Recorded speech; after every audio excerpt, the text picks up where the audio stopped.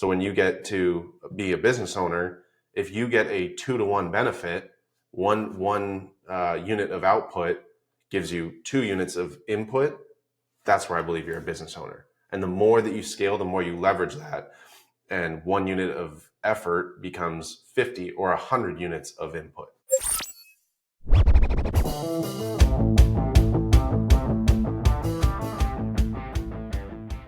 All right, so Ryan, Freedom Fighter podcast, we talk a lot about the different types of freedom. There's financial freedom, religious freedom, spiritual freedom, and I think the big one that we wanted to dive in deep today was the freedom of time. And so I want to get your thoughts on what the significance of freedom of time is and why that should be a more important pursuit than any of the other freedoms. Yeah, so I would say about all the tangible freedoms, like in America, obviously religious freedom, the Bill of Rights freedoms, a lot of those are important. But I think when it comes to individual freedoms, freedom of time is the most important. And the reason I think that is, if you have all the money in the world, but you're going to die tomorrow, like, are you happy? And I tell Alyssa, our 18-year-old, this all the time, like, maybe not all the time, but I've said it before, that Warren Buffett, with all the money in the world, would trade places with you in an instant. Like, cause she, like, oh, I got to go to work so I can make this money or something. I'm like, don't, like, your time with your friends, you're 18 years old, it's your senior year. Like, those times are more important. The memories that you'll make, you won't remember the paycheck. Like, focus on enjoying life. Like, she's going to go to college next year. She's going to get a job. There's kids. And like all this stuff starts snowballing to the point that you start losing time. And I think, Rob Dyrdek, the guy from, was it Relentless or whatever, does all kinds of stuff on MTV. Skateboarder.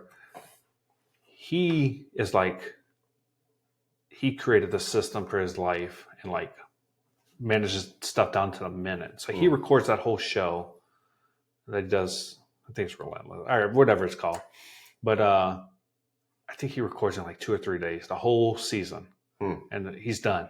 And he just batches all his life together. He's got this big thing that he put together. Anyhow, the point of it is, he said after he started doing that, like you would think being that methodical with your time, you would lose time. He said life has slowed down for him. His kids are aging slower. He's got more time with his wife. He has more time to spend doing the things he enjoys because he manages his time. And that's important to him. Like, I think it should be important to everybody. Like, I cannot stand when people tell me, oh, I just don't have time. Let me see your calendar. You got the same 168 out. Like, use Elon Musk. Like, what's he got? 4 or 5 companies he's running, CEO. He's helping with Doge. Like, he's at UFC fights. Like he's doing all this stuff with the same 168 hours that everybody else is complaining about. And I heard an example the other day that, when you do the laundry and you find a $20 bill in your pocket, that little bit of excitement, just finding $20. For Elon Musk to have that same amount of excitement, he would have to find 168 million in his pocket. Yeah. But that's absolutely true. The 10x is easier than 2x. They talked about the chronos and the pathos time. And chronos is how we were indoctrinated to think of, clock in, work your 8-hour shift, clock out, you have this many hours left in the day, where pathos is about getting more done in a less period of time, which, they talk about the theory of relativity. Are you familiar with Einstein's theories? How somewhat general relativity has to do with the speed at which you're traveling. And the faster you're going, the slower time moves. And that's time dilation. They use that example in Interstellar, which is where I became so fascinated with this concept. I still haven't watched that movie. Oh yeah, you're gonna watch it today. But You said that last time. I know.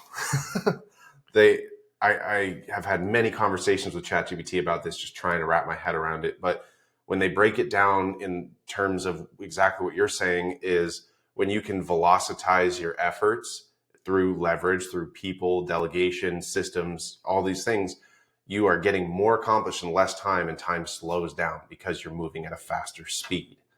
And it makes sense with Einstein's theory of relativity, of general relativity, special relativity. But when you can consolidate these tasks into a shorter amount of time, you gain back so much. And it's the same example of like, if you're sitting there staring at watching paint dry, after 3 minutes, you're bored, right? But when you're in a task, like working, 6 hours can go by sometimes. You're like, holy crap, like what just happened? And so I just think it's mind blowing how important that one bit that you just said was, when that time starts to move slower when you learn these things. Yeah. And you started talking Greek, literally. But the Greeks knew this concept way back when, 2,000 years ago, whenever they, like, that was their words for time. They had different words for different parts of time. Like, they didn't just have time. Right. You know, it takes a lot of time, or what time is it, or anything like they had different words. I think it was 3 of them, but to talk about time. But somewhere along the lines, we lost that concept. And we don't look at time the same. We look at it all on one plane versus like, what time is it physically as far as time, and then as time goes on and moving. One thing about time, I feel like there's a huge misconception of, and it's not even like a conscious misconception that people will defend. It's just something that we just kind of all think about.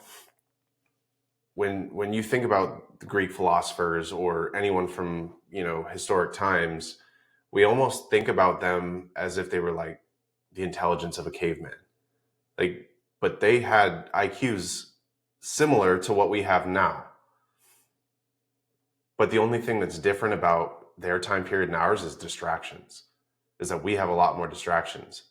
And whereas they had a lot more time to be in deep thought, to embrace stillness, and that's where you have all of these crazy philosophies or philosophers thinking about things that we never give two thoughts to if you're not a philosopher yourself. But I mean, just to think that someone with the same IQ that we have spent all their time coming up with these concepts, it's like they had the same number of days. I mean, and throw a wrinkle in this, I bet they were happier. Yeah, absolutely. It's great. What does that say about the distractions? About binge watching Netflix, and we're going to get sued by Netflix, but they're not going to get much from me. Won't be worth their lawsuit. Right. But I think that's absolutely true. They were happier. And I mean, in like you said, everyone has the same seven days, 168 hours. Yeah. The same 168 hours. And if you're sleeping for a third of that, or should be for a third of that, and you're working for the second third, what are you doing in that last slice of the pie? Well, that's why I think it gets missed, is like, well, I sleep for a third and I work for a third. What do you do the other third? And how can you buy back your time? I think people always focus on, I can't wait to retire. Oh, 65, 68, 70, whatever, wherever their target age. That's what happened in France, right? Where they bumped the retirement age up? No, well, we can get to that after, but I mean, to that point, like, I think retirement age used to be 72 or 62. Now we bumped up to 65. What's stopping it to go to 68 next? We're living longer, unhealthily, but I don't know if that's the right word, but we're living longer. So it's only a matter of time, I think, before they bump it. But why can't you? I think financial freedom buys you time freedom. Like, I think the goal of financial freedom is to buy back time. You know, Well, and this is in the 10X book, they talk about that too. No one really cares about financial freedom. no, it's what can those finances provide you? correct. Like, you can be a quadrillionaire if there's even such thing, but if it's in the bank and you can't touch it, you can just look at it. You're like Scrooge McDuck in your vault, and you're just diving into it, swimming in it. What good does it do you? Mm-hmm. It doesn't do you any good. It's not money people are after. It's what money can buy. It's what you can go see, who you can go see it with, when you can go see it. Like, those are the things, and that's why I say freedom of time is the number one freedom, individual freedom. You know, like, I mean, you can. I think religious freedom's huge. Obviously, I enjoy freedom of guns and stuff like that in America, and tons of other freedoms. You know, us be able to have this podcast, because if we were in China, we wouldn't be able to do that. So there's other freedoms outside of. But I'm just talking about individual freedoms that you can control. Yeah, absolutely. And with that time freedom, if that is the goal, and I know you love the word goal, but if the goal is the time freedom, then there shouldn't be a dollar amount attached to it. And I've used the example before of the guy who was a fisherman, and he brought home fish and spent time with his family and all that stuff. And his whole thing was like, the MBA student came over and told him, oh, if you scale these operations, you can do all this stuff, and then, you know, do this for 20 years, you can sell the company, and then you can retire. He's like, then what do I do with my time? Well, then you could fish every day and spend time with your family. It's like, so then all you lost is time. So it's not to say that, I mean, that financial goal might fit into the time freedom goal, but it doesn't always. They're not synonymous, and people use them synonymously. Like, I will have time freedom when I'm financially free. To a point. Yeah, I think it comes back to, what are you using your time for? So just because I know a lot of people that have time freedom. They work their 8 hours. They go play video games for 10 hours. They sleep for, 4, 6 hours, whatever, just to do it again. Like, I've heard stories of people that get off work on Friday and they'll go to sleep till Sunday just playing video games. I mean, that's freedom of time. I think it's crappy freedom of time, but Yeah. You know, teach their own. What about the freedom of time of someone just, you know, choosing to live off welfare? Like, they have complete freedom of time. Well, as a Christian, I don't think it's biblical to live off the backs of others and be lazy while other people do your bidding. So I'll leave that pretty scathing remark in there. Yeah. But I think that ultimately that is what we're pursuing, is we want that freedom of time. And we've found joy in the journey of financial freedom and pursuing more wealth and more possessions. I got to cut you off real quick, just to caveat what I said. There are people on welfare that need welfare.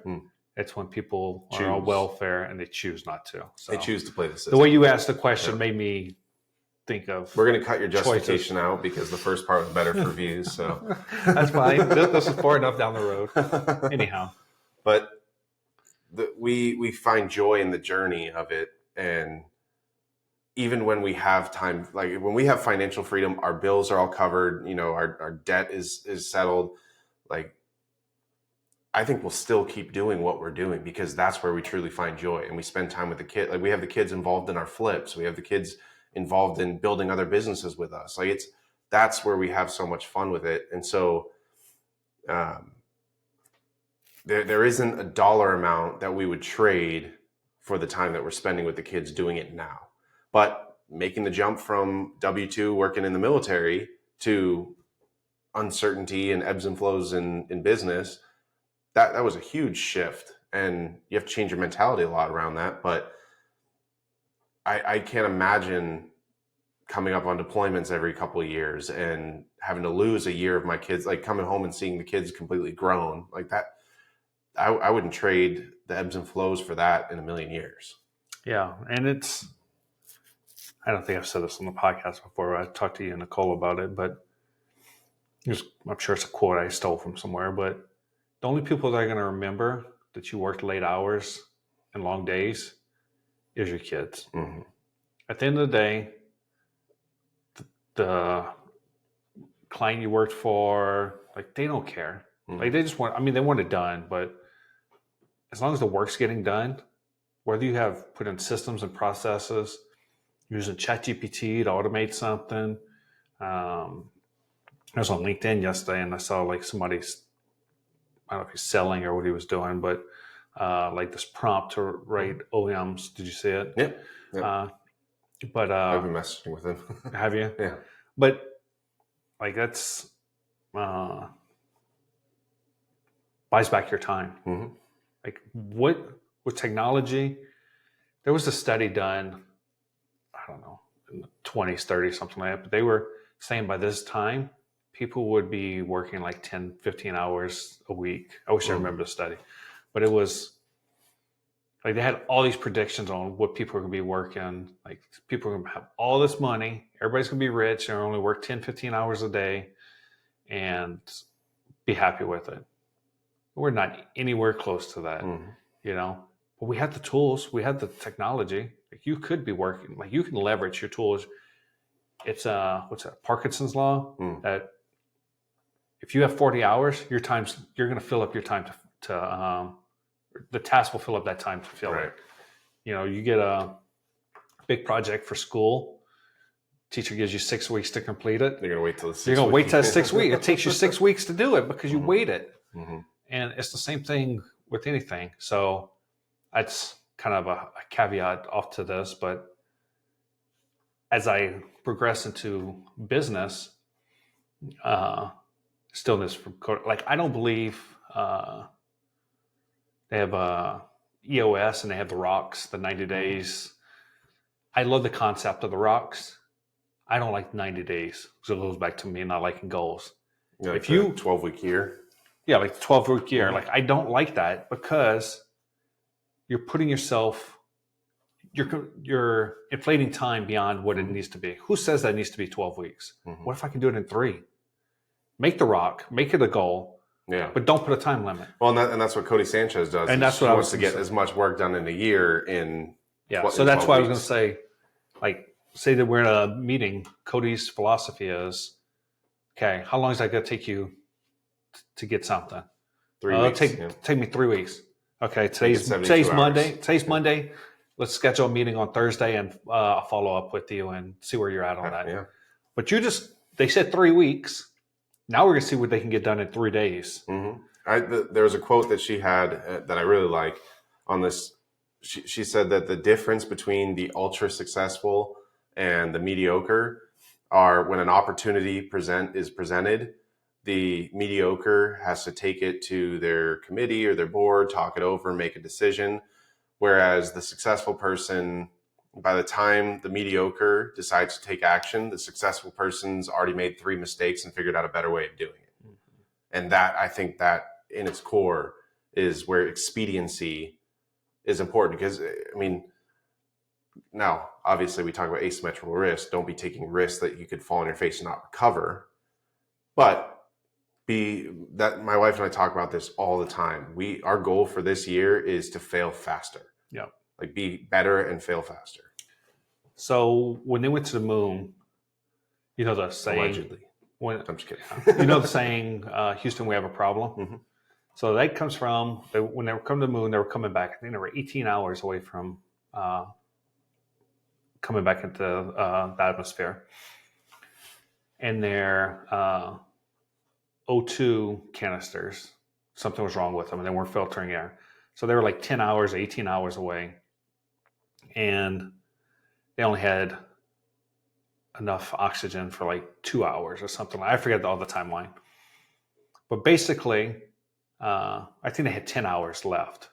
And so they told them everything they had to create, like on hand, that they could use.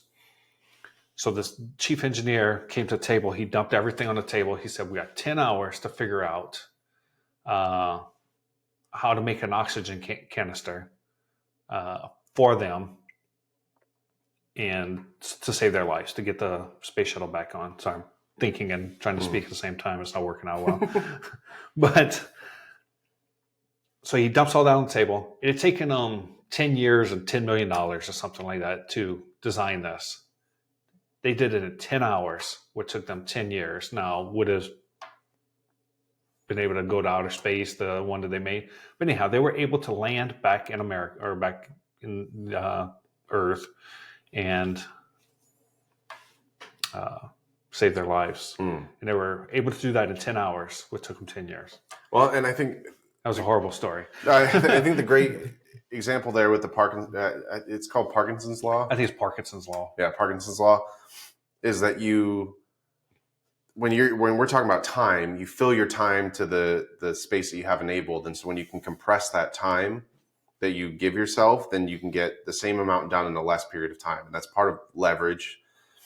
The opposite is also true, is that when you limit your possibilities to the size of your jar, that's all you'll ever be able to accomplish. So you have to sometimes expand your jar of what's possible. And thinking about the inverse relationship there is like getting more done in less time allows you to achieve more. Versus if you think a project's going to take you 12 months and you take the full 12 months, then your jar of possibilities is still only this big. And so I think of that as like a dichotomy, relationship of when you can compress those tasks into a shorter amount of time, your possibilities become endless. Yeah, I mean, I'll pick on the government. So I go to STRATCOM and I go work over there. I see so many people just standing around doing absolutely nothing. And it drives me nuts. And why is that? Because they're filling the time. They're there for 40 hours. If you said, hey, come in, get X, Y, and Z done, and then you can go home. Yeah. Place would be a ghost town. But that's not how it works. About homeschooling.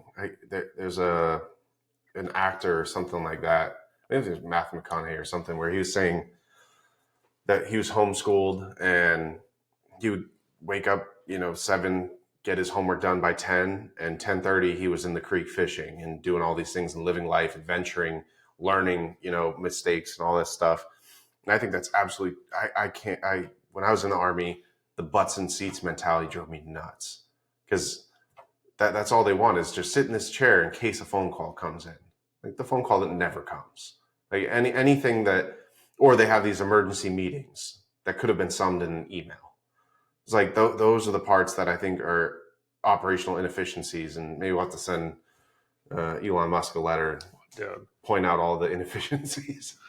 But seriously, after 25 years in the military, military and as a contractor, scroll. Like everybody's complaining about everything they're doing. I'm just in there like still getting over my PTSD of all the wasted time, money, energy. Yeah, but it's true. I mean, people live their entire lives that way, and it's bred in the culture of the. I can only speak for the military because that's what I've dealt with. That's the best example. But I'll use military as an example. What we did downrange and deployed locations, we could do in a fraction of the time when we were back at home station.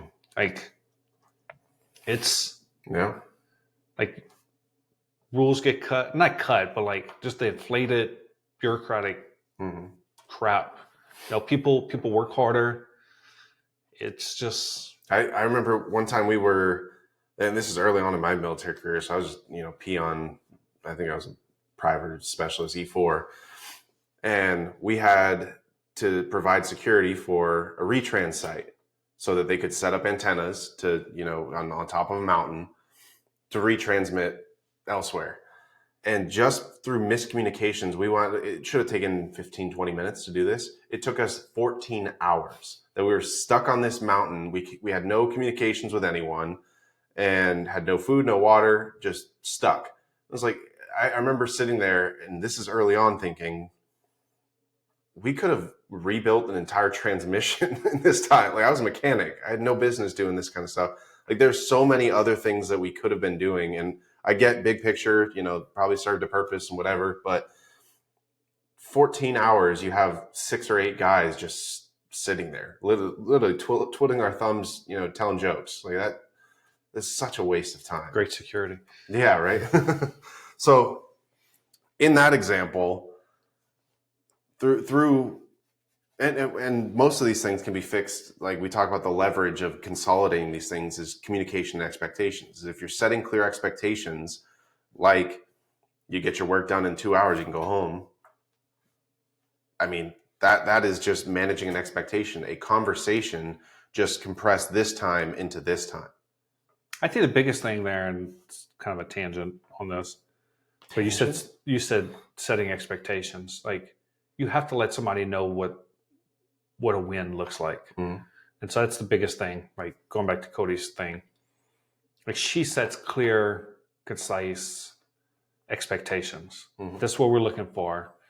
We'll get back together in 3 days. I just want to see where you're at, and then we can iterate from there. And so I think that's what's important, and that's. Well, look at the type of communication you get in like an op order, right? It's who, what, when, where, right? You don't get why. Don't ever ask why. Just who, what, when, where. And it's very clear. If you look at like being a pilot, like going through my private pilot school, the radio communications is send and receive, right? So send the information. When you receive the information, you verify it back to them. That is one very easy step that I feel like in business people don't do. They give a task and then just expect it to get done. And that comes to the 5 levels of delegation. Like, the first level is just having someone complete a task with your supervision. Second is tell them to go find out information and report back to you. The third is give them a task and have them check in with you. And so on up to the 5th level, which is give them a task to completion, or give them a problem and have them find the solution and bring you the completed product. People skip the first 3 or first 4 and move right to the 5th, and they hand things off. That is a mismanagement of expectations because there's so much lost in translation. And I think of it in the trucking industry is like a lot of it is pick up at point A and deliver to point B. But there's a lot of things that are different in that way, like go this route, make sure that you do these things, and having those clear expectations eliminates a lot of the problems, which then takes that time and consolidates it down. And all it is just a send and receive of information. Well, I think using your trucking analogy, like I need X picked up and delivered to Y. Like that's going back to military commander's intent. Mm-hmm. Like I'm just telling you what I need done. Mm-hmm. You figure out the middle. Which is the 5th level of delegation. Yeah. What's his name? Did all the Campbell soup paintings and I have no idea what you're talking about. Campbell soup paintings? Yeah. American painter. Crap. But anyhow, he didn't do all the paintings. He did basically the first 10%, like came up with the idea, kind of got him started. I'm about to sneeze, sorry. Excuse me. And then he did the last 10%, like he did the finishing touches. Mm-hmm. But middle 80%, he had a host of other people helping him with. But that's how he bought back his time. That's how he was able to turn out more pieces of art than everybody else. Well, and exactly what you said about the commander's intent. I mean, that 5th level of delegation is in the military, you have different levels of leadership, and the commander gives out his intent to his senior NCOs. Senior NCOs then have the 4th level of delegation, which is they complete the task and check back when it's completed with the commander. But they are probably delegating down to the person where they say, this is how I want you to complete this task, and so on, where it gets down to the junior enlisted, where it's like, go find this information and report back, and I will verify that that's how I want it done. But that's not how everything's done in business. Business is a lot of just skipping to the 5th level of delegation. And I think that's where people have the toughest time is they test it out and they delegate something and they just give the commander's intent. Someone goes and figures it out. And we think of, the low man on the totem pole just figuring it out, messing it up, coming back. It would have been faster. I just did this myself. But the extreme ownership there is because you didn't clearly explain your communications. And if you did clearly explain your communications, then you missed out some pieces that wasn't clearly reciprocated back to you. And that's part of the sending and receiving information that I like in radio communications is I'm getting ready to make a left turn. Verify back. Got it. Left turn. Like okay, permission, to land, permission, what, it's all reciprocal. So it's like, if communication is a two-way street, then there has to be a sending and receiving aspect to it. Just sending, and I mean, think about that in relationships. Like, how many arguments are started just because there was a sending of information and not a receiving? Or the example from Willy Wonka, when they try to do the TV broadcast, and they take someone and teleport them over here, there's always some pieces that are missing, right? And that's what he says, is that when they're doing the radio or the radio waves, you lose some of the pieces. That happens daily in communication, is that there's pieces that are missing. But when you verify back and giving instruction to kids, like, I want you to go brush your teeth, get dressed, get ready for school tomorrow. Like, tell me what I just told you. We have to do that constantly, especially with the boys. So if they don't reciprocate back what I ask them to do, then one of those three things is not going to get done, because that's part of the stuff that gets missing in communication. Yeah, and the clothing brand 9-Line? Yeah. You know where that comes from? Like a 9-line medevac? Yeah. And so, but that gives somebody clear, concise, like, situation report. Mm-hmm. And 9 lines. Like, do you remember all the 9 lines? No, but it's like the same thing every time. Mm-hmm. And so I think, going back to like leadership and stuff, how can you develop a 9-line for your employees? I know EOS has one in their system. I forget what it's called, but like, it's basically it's commander's intent. It's not what they call it.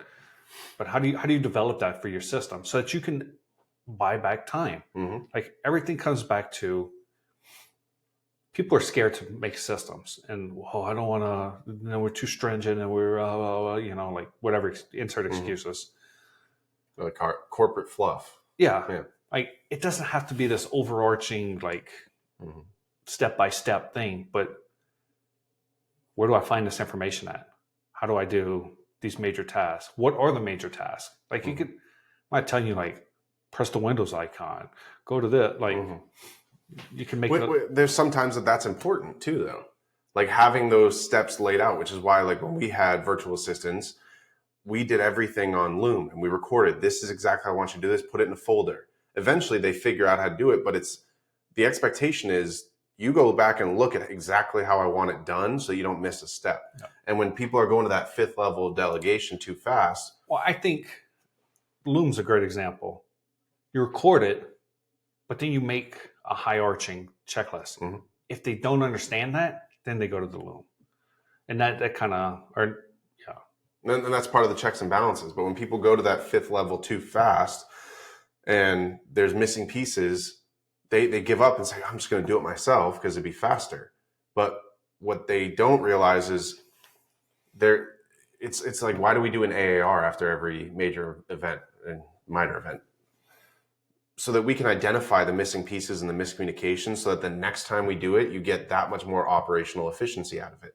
And I wonder if people sit here and like, what's an AAR? What's a 9-line? What's Well, AAR is after action report or after action review. And it's basically what was supposed to happen, what actually happened, and what went well, what went wrong. And that means sustainments, and I don't remember the other one. But we did it a lot when we would do, most of my responsibilities were around coordinating convoys. And so when we would move a large number of troops, it would, what was the intent? We need to move 180 troops from point A to point B, and in this time frame and whatever, and with all applicable laws and blah blah. What actually happened? Well, we moved 120 of them, and the 4th chalk was late. Okay, why were they late?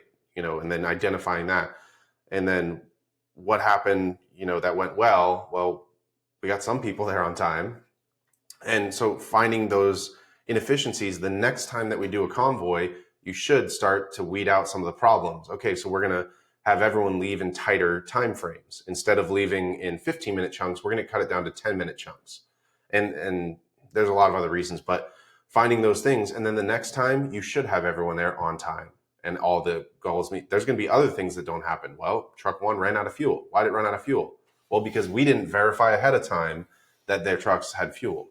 And so through that and taking it back to the business is when you implement those types of systems, you start to gain back time every single change.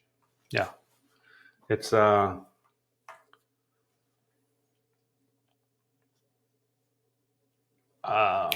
FedEx. When FedEx driver pulls up to your house, where are their keys at? Is it in their pocket? Attached to the belt, right? No. It's on their pinky. Oh. They put it on their pinky. That way, when they get back to the truck, all they have to do is flip it back in their hand, stick in the ignition, and go. I always thought they had it on the belt. That's interesting. So what they found was that saved them 2 seconds. Mm-hmm. Times 10,000 drivers times 365 days. Yeah, that's how much time did they buy back? Yeah. So just those little efficiencies like that mm-hmm. goes back to buying back time, which make your life more efficient, make your business more efficient, all that stuff. It's a little bit more efficient to buy back your time. Mm-hmm. Like it's, and at the end of the day, like there are things you enjoy, and those are the things you want to do the most. Why do we not try to, delegate or defer, delegate, eliminate, delete? Yeah. I forgot. Yep. I think there's a fourth D in there, but that's what you should be trying to do is, I'll do it tomorrow. I heard a great story. It was like this guy, he kept passing up this auto parts store every day. And his buddy was with him. He's like, oh, I need to go there. He's like, I'll do it tomorrow. Next day, he's like, oh, I need to go there. He's like, I'll do it tomorrow. And finally, after like a week of this, his buddy's like, why do you keep passing this place up every day and say, I need to go there. I'll do it tomorrow. He's like, well, if I put it off one more day, I don't spend the money. I don't spend the time, like all this stuff. So it just creates more space in my life. He's like, obviously it's not that important that I have to go there right now. And too much, going back to the time thing, I think too often in life we think something's so important. Like if you text me, oh, I gotta text them back right now. And that emails, like I love the way buy back your time, how he says email's nothing but a to-do list from someone that you didn't ask for a task from. Yeah. And that's true. Like it's like the equivalent of just giving someone your calendar and say, hey, tell me what you want me to do today. Yeah. And that's what responding to emails, as they come in. On the cash flow quadrant, what do you think separates the self-employed from business owners the most? The ability to walk away. Yeah. I mean, I think like, I don't know where I stole this from, but if you own a business and you can walk away for a month unannounced and you come back with no communication and the business is equally or better off than when you left, that's when you have a business. Mm-hmm. And so narrowing it down even further, more granular, it's the systems. And like we said about the 9-line and AARs and all that stuff, implementing those things into your business is just building more systems around operational efficiency. And where, like in Buy Back Your Time, where they talk about 80% done by someone else is 100% freaking awesome. When you get to the point where you're putting the right people in place and they are now using those systems to become more efficient, that's where you can truly walk away. Because a solo entrepreneur or a self-employed person, they can make a lot of money just doing the work. But to me, it's no different than being employed. You're just a higher paid employee. No. You're signing your own checks. And when it comes to systems and stuff, in the book, they talk about, Dan says something about, he calls it net, no extra time. So going back to your Loom video example, you're sitting there doing it. Press that Loom video, let it record, speak into the microphone. First you click here, then you click here, then you do this, you do that.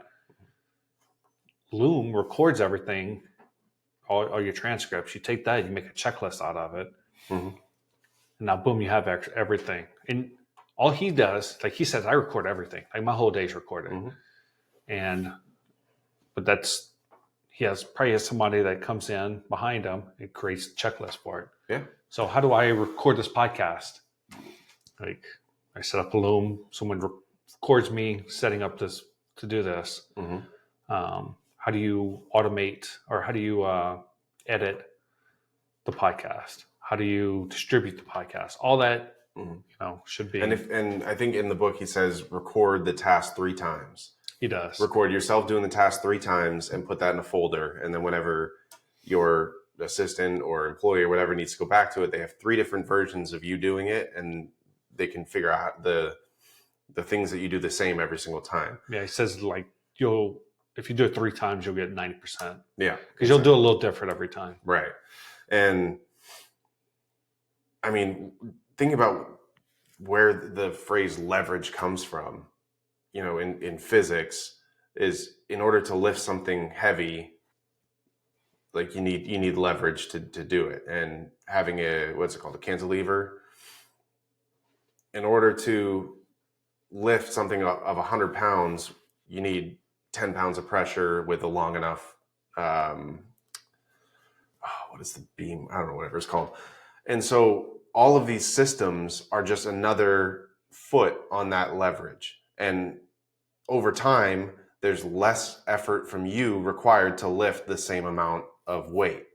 And like when Ryan Pineda talking about, just when he records a podcast, he puts it out there. It's the effort one time that has residual benefits for him.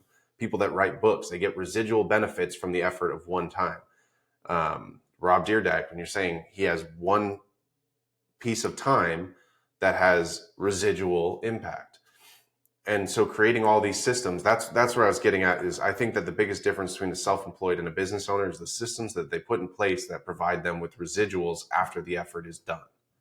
And the self-employed doesn't have residual impact on their efforts. They get a 1-to-1 ratio of effort to reward.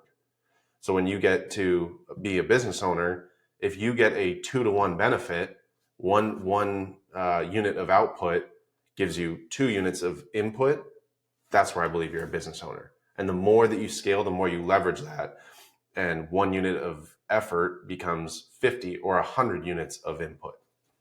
Yeah. And if we think of that as dollars, I mean, every 1 hour of my time at $200 an hour should be returning $2,000 in residuals.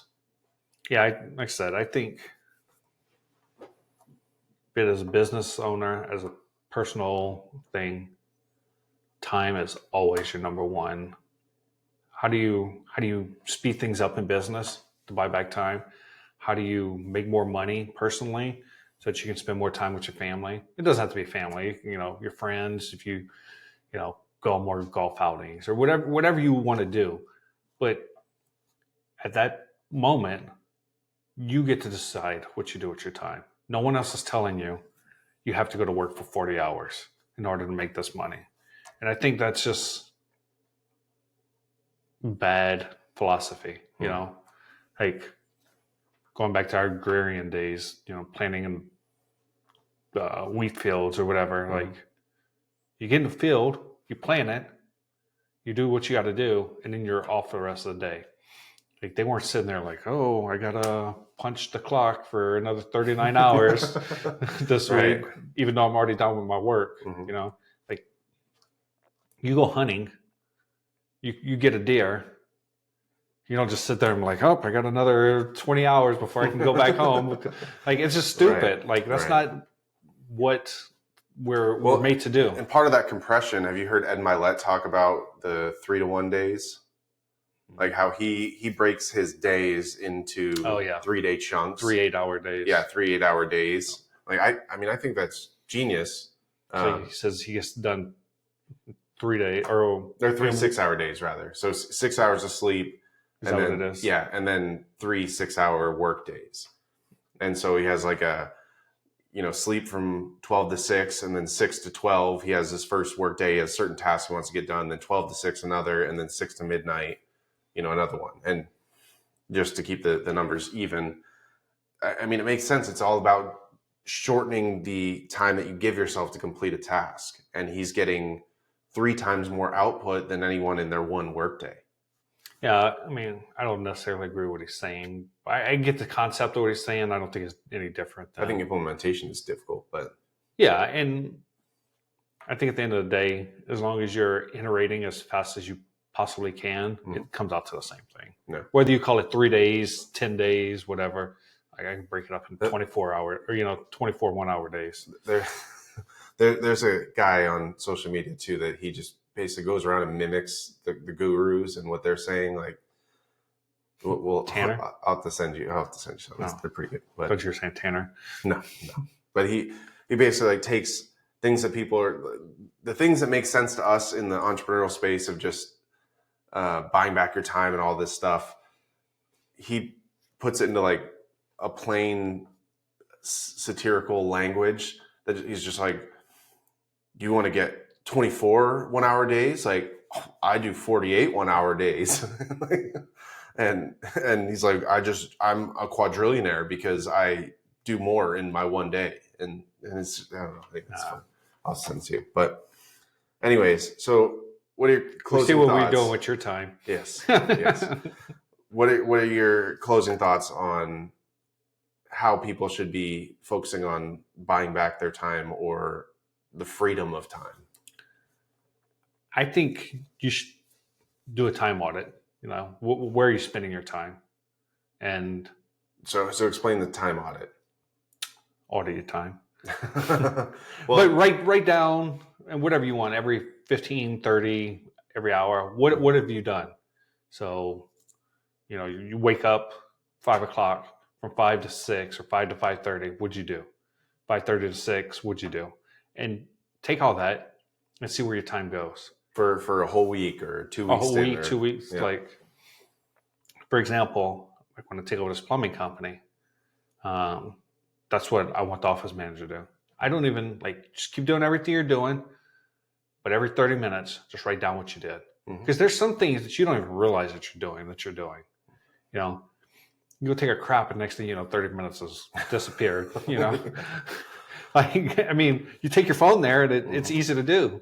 But the other part of that audit that I like so much, and I tell people this all the time, is yes, it's a time commitment just to do this audit, but you do it one time and that's where you get the residual benefit from. Because if you if you spend a week saying for this next 7 days, I'm going to audit where every 30 minutes is going, you can go back and you can chart that and show, okay, what dollar per hour would you assign each of these tasks? Because there's most of the tasks in there are, and this is back to the Pareto principle, 80% of those tasks that you're completing in a day can probably be delegated down and you can teach someone at a lower rate to handle those tasks. And then you can focus on the high dollar that only you can be doing.